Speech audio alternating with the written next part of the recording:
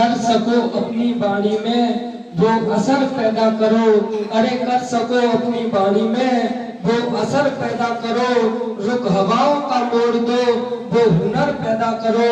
अरे बचाना चाहते हो अगर बच्चों की जिंदगी, अरे बचाना चाहते हो अगर बच्चों की जिंदगी, तो हर एक घर में फुले साहू अम्बेडकर पैदा करो। हर एक घर में फुले साहू अम्बेडकर पैदा करो। आप सभी साथियों को मेरी तरफ से सादर नमो बुद्धाय, जय भीम। मेरा नाम संदीप बहुजन है और मैं जिला मुरैना का रहने वाला हूँ।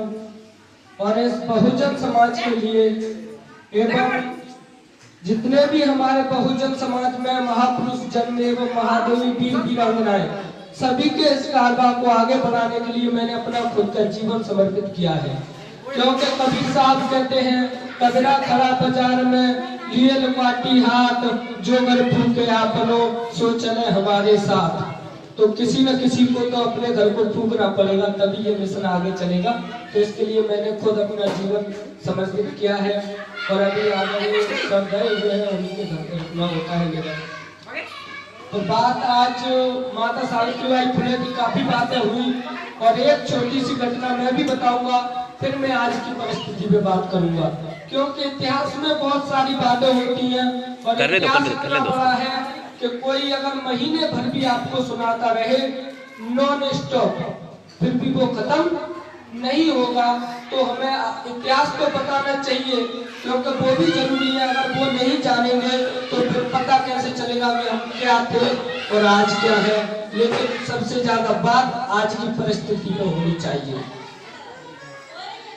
तो जब फुले साहब और माता सावित्रीबाई फुले जी ने ये जो पढ़ाने लिखाने का काम शुरू किया, तो उस समय पे पहली बात तो मैं आपको बता दूं कि SC ST OBC समाज के लोगों को ही पढ़ने का अधिकार नहीं था। लेकिन हम शुक्रगुजार हैं अंग्रेजों के भी और उससे पहले से कि फुले साहब थोड़ा सा पढ़े और अपने एक ब्राह्मण मित्र की शादी में गए।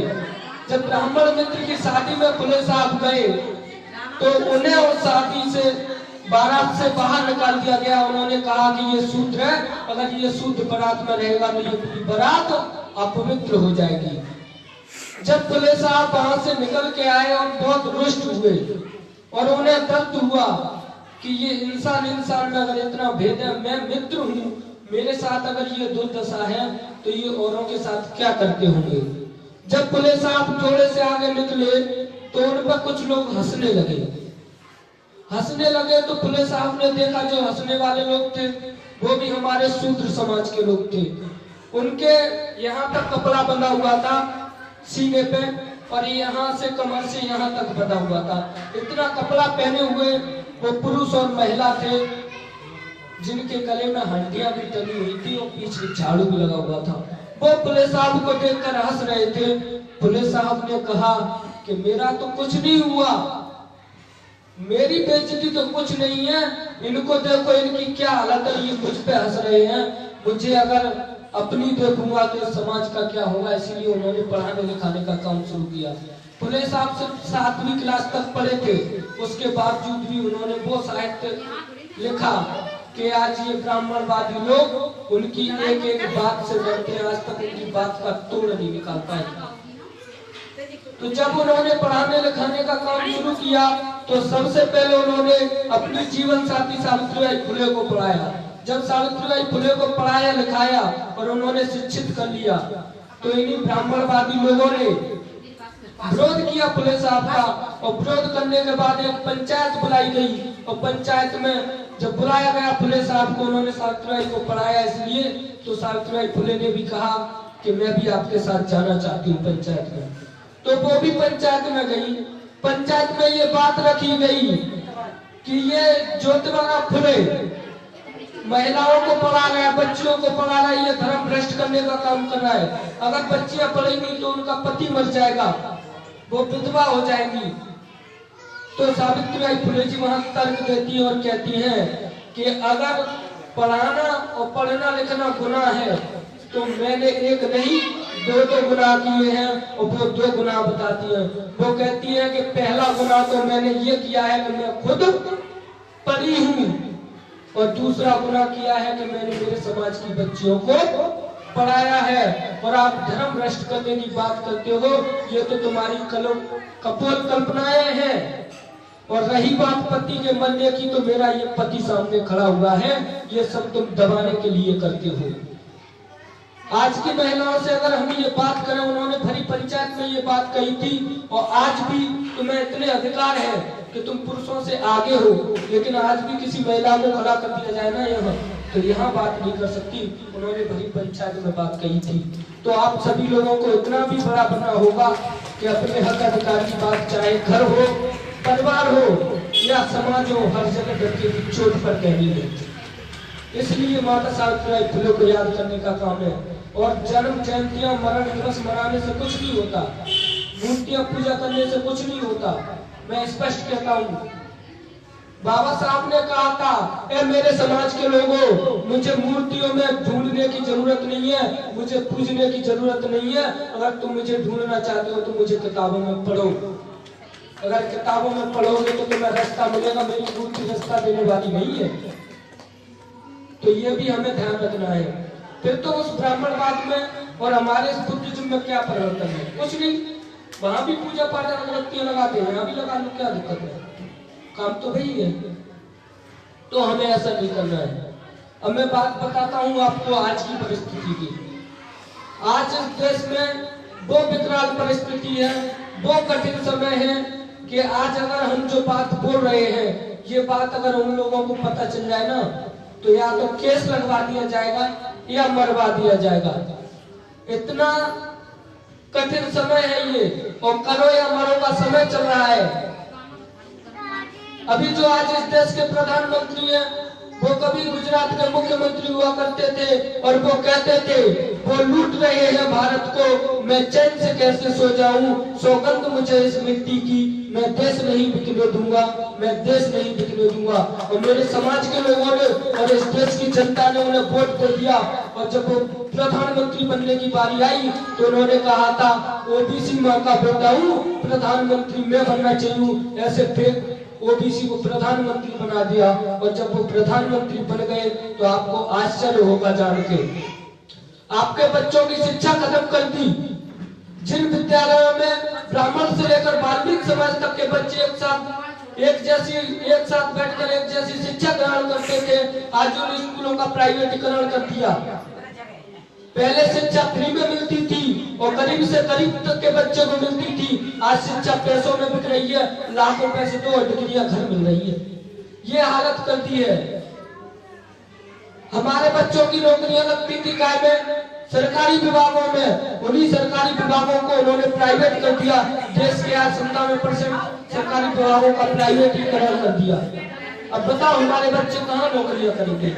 उन्हीं अंबानी अडानी की यहाँ पर नौकरियां करेंगे। और प्राइवेट विभागों में एक और खासियत बता रहा हूँ, प्राइवेट विभागों में कोई भी आरक्षण नहीं होता है। सरकारी विभागों में तो आरक्षण भी होता था कि नौकरियां लग जाते थे। प्राइवेट विभागों में ये नियम है कि जितनी होगी मालिक उतनी मजदूरी कराएगा, जितनी मर्जी होगी उतनी सैलरी देगा। इच्छा है तो काम करो, नहीं तो भूखे मरो। ये स्थिति पैदा करती है। देश के 97% जॉब प्राइवेट कर दिए। और रही बात अगर मैं मेहनत मजदूरी की बात करूं, तो पहले तो मेहनत मजदूरी भी कर लेते थे मेरे समाज के लोग, आज तो वो भी खत्म कर दी। मशीनों का युग आ गया। कोई भी काम मशीनों से, कंप्यूटरों से हो रहा है। बताओ आपके काम करने का कोई काम बचा है? रोटियां भी मशीनों से होने लगी। अब बताओ ऐसी स्थिति में हम सिर्फ इतिहास को ही दोहराते रहे तो कुछ नहीं होने वाला। हमें आगे को देखना है। और ये सब कुछ हमें आज हम इतनी तरक्की पे पहुंचे हैं। अगर हम पहले के इतिहास को देखेंगे तो हमें छान झोपड़ियों में रहने को नहीं मिला था। आज हम बढ़िया बिल्डिंग बने हैं, एसी कारों में घूम रहे हैं।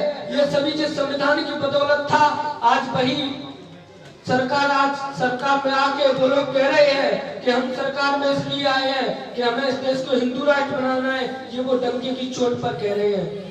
क्यों कह रहे हैं? क्योंकि वो ईवीएम की दम पर तो सरकार बना लेते हैं। उन्हें विरोध की जरूरत ही नहीं है। अभी फकीर आया, वही फकीर जो कहता था कि हम तो फकीर आदमी साहब लेके झोला चल देंगे। मध्य प्रदेश, राजस्थान और छत्तीसगढ़ में आया और तीनों जगह की सीटों को उसी थैले में भर के ले जाओ, दिल्ली जाके निकाल दो। बताओ प्रचंड बहुमत में बीजेपी आई कि नहीं आई? माहौल कांग्रेस का था पूरा इस देश में, लेकिन फिर भी कांग्रेस की सरकार नहीं आई। उन्होंने तो 160 की कही थी, 163 सीटें जीते, 3 और ज्यादा अपने आंकड़े से भी जीते।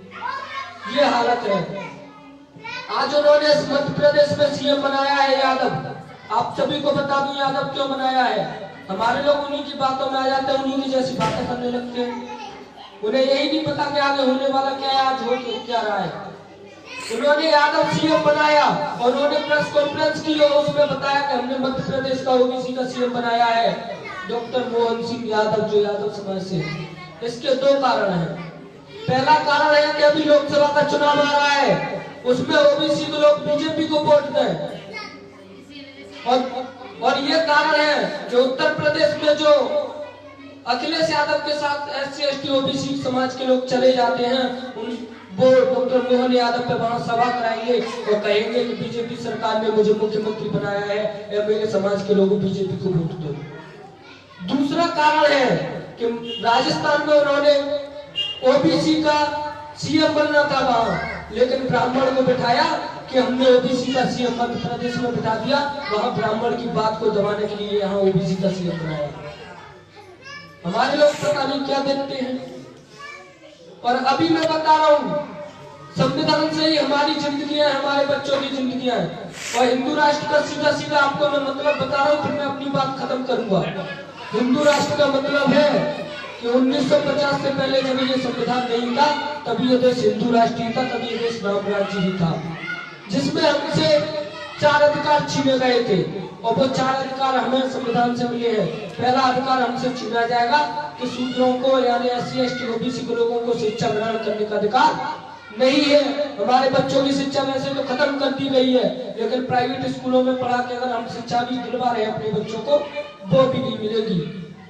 दूसरी चीज, आज हमारे लोग बंदूक, राइफल, मौजन, तलवार घर में लिए बैठे हैं। दूसरा अधिकार आपसे छीना जाएगा कि शूद्रों को हथियार रखने का अधिकार नहीं होगा, शस्त्र रखने का अधिकार नहीं होगा।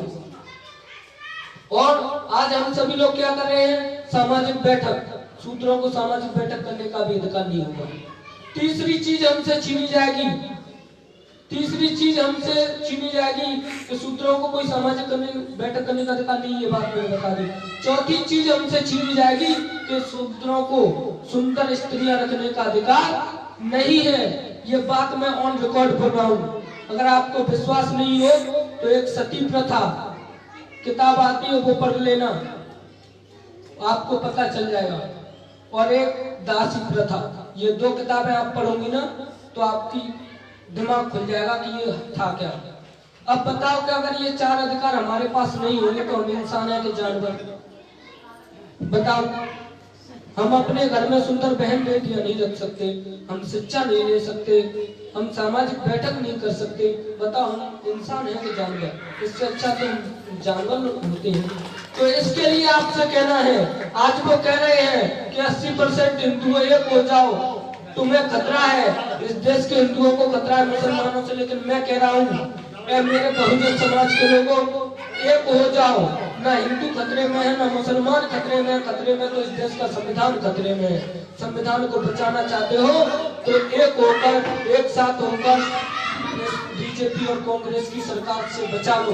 अगर अपने बच्चों की जिंदगियां बचाना चाहते हो तो बताओ। हमारे कुछ लोग कहते हैं बीजेपी को हराना है तो कांग्रेस को वोट दो, कांग्रेस को हराना है तो बीजेपी को वोट दो। मैं पूछना चाहता हूँ कि इनमें कौन है? कांग्रेस जीत जाए तो वही ब्राह्मण बनिए ठाकुर बनते हैं, बीजेपी जीत जाए तो वही ब्राह्मण बनिए ठाकुर बनते हैं। मतलब हमारे बच्चों के अधिकार खत्म तो दोनों करेंगे। इसके लिए आपको बहुजन समाज के लोगों का साथ देना चाहिए। आप सभी लोगों ने मेरी बात को ध्यान से सुना, इसके लिए बहुत बहुत साधुवाद, बहुत बहुत धन्यवाद। और ये जो प्रधानमंत्री कह रहा था कि हम काला धन लेकर आएंगे, उसने इस देश पर 205 लाख करोड़ रुपए का कर्जा डाल दिया है और 2024 के चुनाव में मुझे लग रहा है वो निपट जाएगा।